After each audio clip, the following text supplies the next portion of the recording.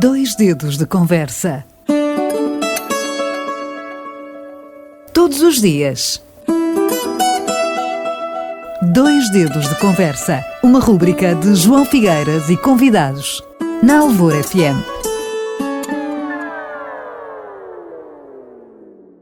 Armando Alves vai-nos falar hoje da Liga NOS, quando faltam 3 jornadas para o final. Como todos sabem, o nosso Portimonense ganhou o jogo contra o Boa Vista, o que foi bom. Olá Armando, bom dia.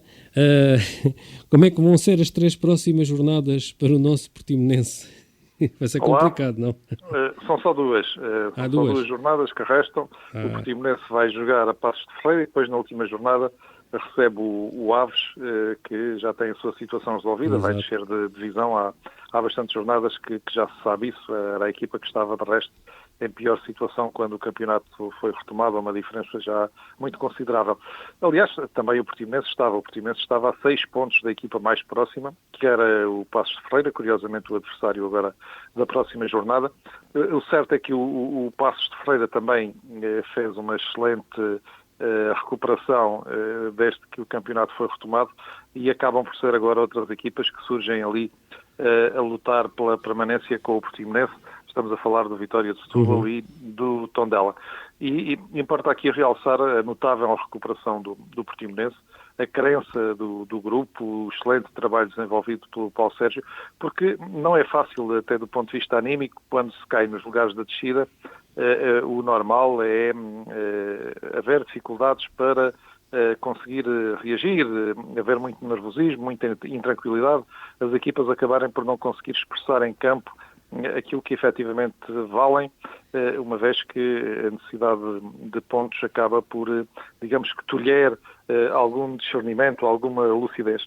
Não foi o caso, felizmente, do Portimonense, e a prova disso está no seguinte dado. O Portimonense chegou a ter, ao longo da segunda volta, 12 pontos de atraso para o Vitória de Setúbal e 10 pontos para o Tondela. E, portanto, recuperou esses 12 pontos em relação ao Vitória de Setúbal e recuperou também esses 10 pontos em relação ao Tondela. Isso é, de facto, notável, são diferenças muito significativas.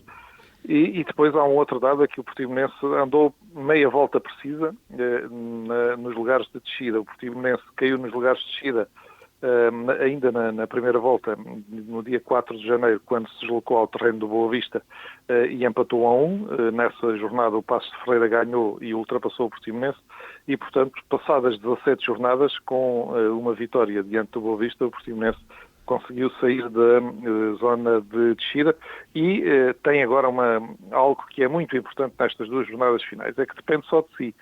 Há outras equipas que estão com os mesmos pontos do Portimonense, mas, por exemplo, o Tondela já não depende apenas de si. E explicamos porquê. Portimonense, Vitória de Setúbal e Tondela têm, as três equipas têm 30 pontos. Imaginemos que as 3 ganham os 2 jogos que restam. Vão acabar as 3 com 36 pontos. Ora bem, no caso de igualdade a 3, o Tondela é a equipa que somou menos pontos no conjunto dos jogos entre os 3. Portanto, será a equipa que descerá. O Portimonense, neste momento, tem vantagem também sobre o Vitória de Setúbal, embora aí seja uma vantagem provisória, digamos, e passamos a explicar. O Portimonense empatou em casa com o Vitória de Setúbal, empatou fora também, os 2 resultados de 0-0, e será a diferença entre golos marcados e golos sofridos a fazer a diferença entre as 2 equipas. Neste momento, o Portimonense tem uma vantagem de 2 golos sobre o Vitória de Setúbal. O Vitória de Setúbal, que na próxima jornada vai ao terreno do Sporting e, portanto, não é expectável que consigam um grande resultado, embora no futebol nunca se sabe, não é? Mas em termos de expectativa, acredita-se que o Vitória de Setúbal não conseguirá um grande resultado, um ponto que fosse, já seria ouro para o Vitória de Setúbal e, portanto, estamos nesta angústia das últimas jornadas, mas uma angústia diferente da que era há umas jornadas atrás ou até esta última terça-feira, uma vez que até aí o Portimonense dependia de terceiros e agora depende apenas de si próprio, e isso até em termos emocionais, anímicos, dá um conforto completamente diferente.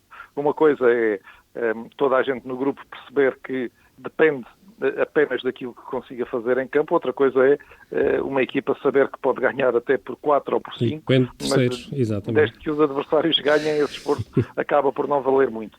E então, do ponto de vista anímico, o Portimonense está agora numa posição mais confortável e, sobretudo, essa posição mais confortável é reforçada por aquilo que a equipa vem fazendo desde a retoma do campeonato. O Portimonense é das equipas que tem somado mais pontos desde que as competições de futebol regressaram. É uma equipa que tem mostrado alguma consistência, bons princípios de jogo, está largos furos acima daquilo que tenho visto ao Vitória de Setúbal e daquilo que tenho visto ao Tondela, e depois tem uma vantagem importante, é que na última jornada joga com o último classificado, que já está condenado à descida, que é o Aves, e portanto tem todas as condições para pelo menos contar com esses 3 pontos, e eu acredito que Tondela e Vitória de Setúbal dificilmente vão fazer... Esperemos que o nosso Portimonense fique na Primeira Liga. E para terminarmos relativamente aos grandes, ao Benfica, ao Sporting e ao Porto, portanto, o Porto, toda a gente sabe que vai ganhar o campeonato, mas até lá, não é? Sim, no momento em que estamos a falar pode já ser esta noite, porque basta um ponto diante do Sporting, jogarão daqui a umas horas e, portanto, possivelmente quando esta nossa conversa for para o ar, já os portistas já terão feito os festejos de mais um título. Foi um campeonato igual ao do ano passado, mas ao contrário. Ou seja, na época passada, o Porto teve uma vantagem considerável, acreditou que aquilo já era favas contadas e depois o Benfica acabou por recuperar.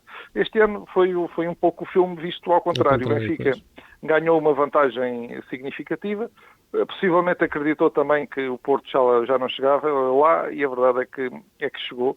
Embora haja algo importante que se deva dizer, é que a qualidade do futebol praticado esta época foi muito, muito abaixo daquilo que seria exigível.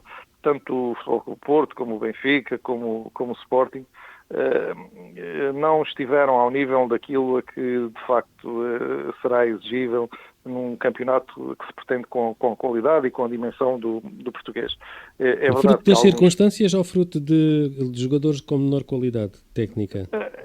É assim, nós somos um campeonato periférico ao nível da Europa, mas a verdade é que algumas coisas que nós íamos fazendo com sucesso ao longo de anos, outros perceberam como é que nós fazíamos e estão a retirar-nos esse mercado. Eu explico um pouco. Por exemplo, jogadores brasileiros que não eram conhecidos na Europa e que acabavam por se impor aqui e depois ser transferidos para outros mercados.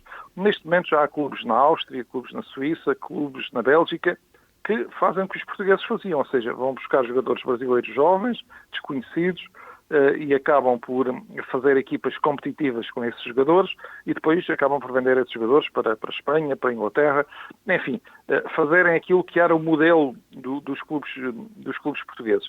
E isso retira-nos alguma cota de mercado e alguma capacidade competitiva, porque grande parte da capacidade competitiva dos clubes portugueses, dos grandes clubes portugueses, Benfica, Sporting, Porto, provinha da circunstância de todos os anos fazerem grandes vendas com jogadores.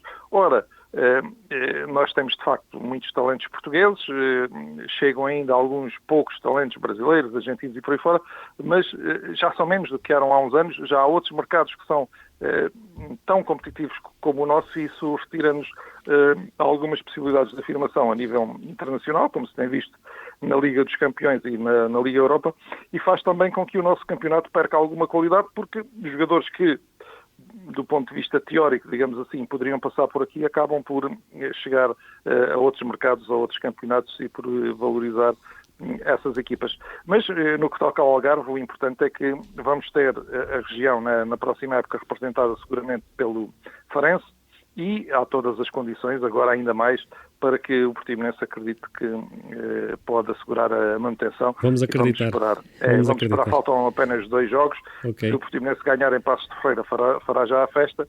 Mesmo no caso de derrota, eu acredito que a conjugação de resultados permitirá que na última jornada uma vitória frente ao Aves garanta a permanência do Portimonense. Ok, muito obrigado, Armando Alves. Até à próxima. Um abraço. Muito obrigado. 2 dedos de conversa. Todos os dias. 2 dedos de conversa. Uma rúbrica de João Figueiras e convidados. Na Alvor FM.